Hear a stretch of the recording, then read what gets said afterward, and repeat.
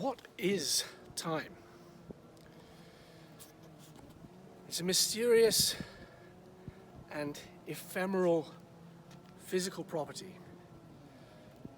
Physicists, neuroscientists, philosophers have some ideas, but today it's still a great unknown as to how it actually emerges from the experience of life. As of 1905, when Einstein published his special theory of relativity, there is some consensus that time is indeed relative to a static, fixed frame of reference. And it's that idea that I'd like to explore in the rest of this talk and in my essay for the final of Texture of Time here, fall 2022.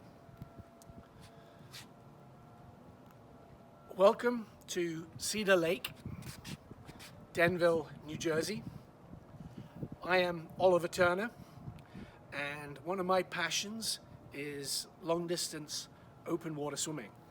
And on this lake, I spend many hours thrashing through the waves and experiencing some fascinating distortions of time perception.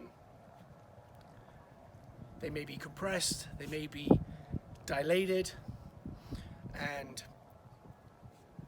neuroscience of the day tells us there are perhaps two models to explain these distortions.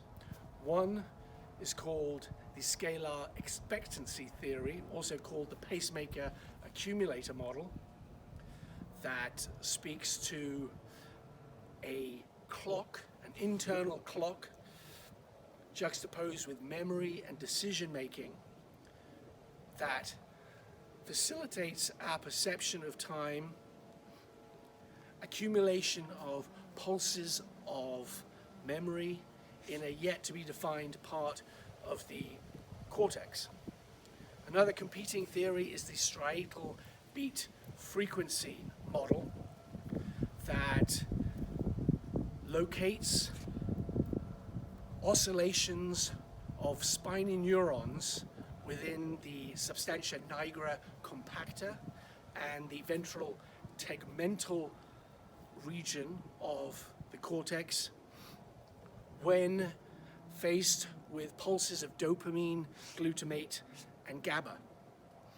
And it's these oscillations of these neurons compared with past oscillations that help us, it's thought, conceive periods of time. Now I can say all that and it sounds maybe plausible, but to me it's still somewhat mysterious. What is now, for example? Even saying now takes me about a third of a second, so there is no now.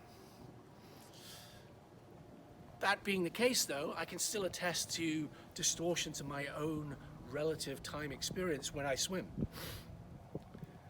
Taking these two models into account, there are tantalizing experiments that suggest that there are parameters that alter these models and so impact Oliver's perception of time. One of these areas is the idea of intention, attention, and repetition over time. And focusing and experiencing can shift the speed with which these areas of the brain are processing neurotransmitters, for example. Similarly, the fitness, physical and psychological arousal that the swimmer might be feeling at the time can affect how time seems to flow.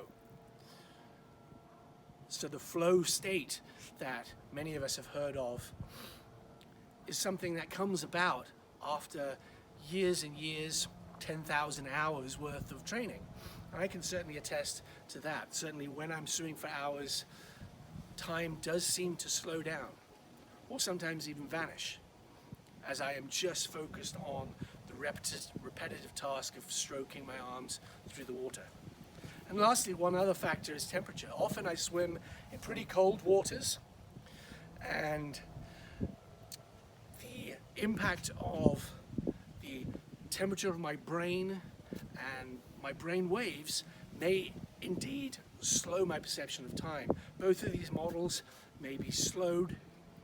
Pulses and phases of neurotransmitters may be impacted such that my perception of time is relatively slowed down. Now, to finish this talk, I just want to share with you one example of a recent swim. This is when I swam from Santa Catalina Island across the Catalina Channel to LA, and I finished at Sacred Cove Beach, which is just west of Long Beach. And you'll see about a minute of me here struggling to the finish. This is the longest swim I've ever done in my life. It was 14 hours. Part of the last sort of 5 hours was a real struggle. I really had to dig deep to make it happen.